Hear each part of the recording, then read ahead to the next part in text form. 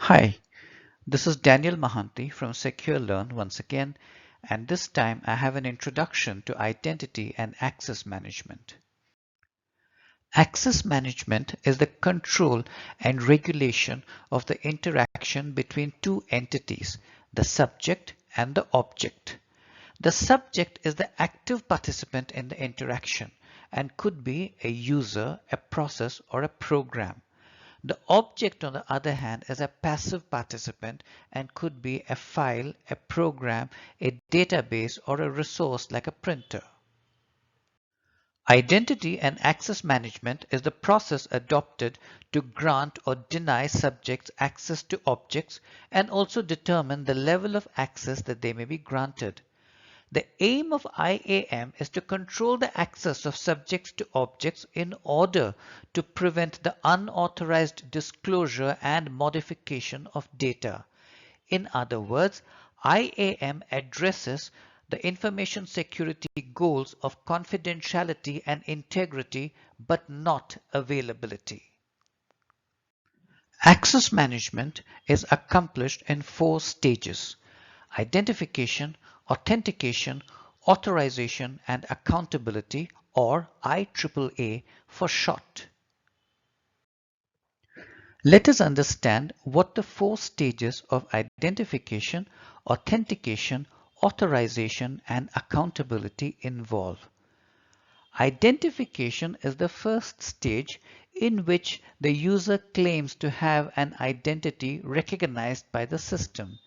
It is accomplished by furnishing the first part of the credential set, for example, the username, or swiping an access card.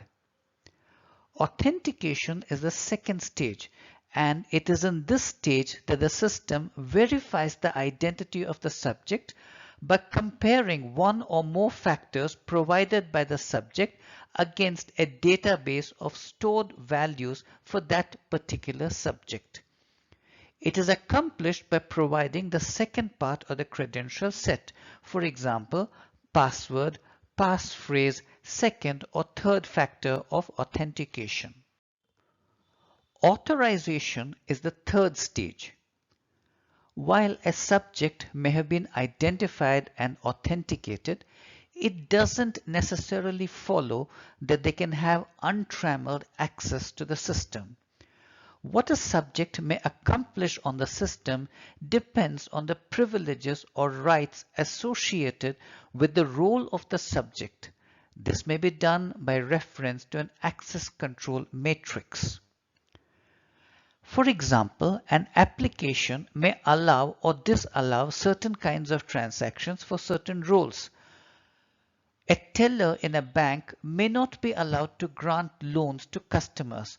Such rights or privileges would normally be associated with the role of a manager or a loan officer. Accountability is the fourth stage. A user may have been properly identified and authenticated and accessed only those resources that they are authorized to do. However, it is nevertheless necessary to hold them accountable for any actions they perform, such as approving a transaction or updating a database. The accountability phase deals with this, and it is accomplished by logging user activity. For accountability to be effective, every user should have a distinct identity. Envisage a system in which multiple users operate a single group account. How will you be able to trace any activity performed by this account to a single user? Here are a few other terms we should be familiar with. Least privilege. The principle of least privilege holds that each entity should be granted the minimum level of privileges needed to accomplish their tasks, no more, no less. Giving users more privileges than they need increases the likely impact if a compromise occurs. Not giving them enough privileges reduces their effectiveness. Authorization creep. During their career in an organization, Employees move both vertically and horizontally. They may get promoted or they may move to other verticals or departments.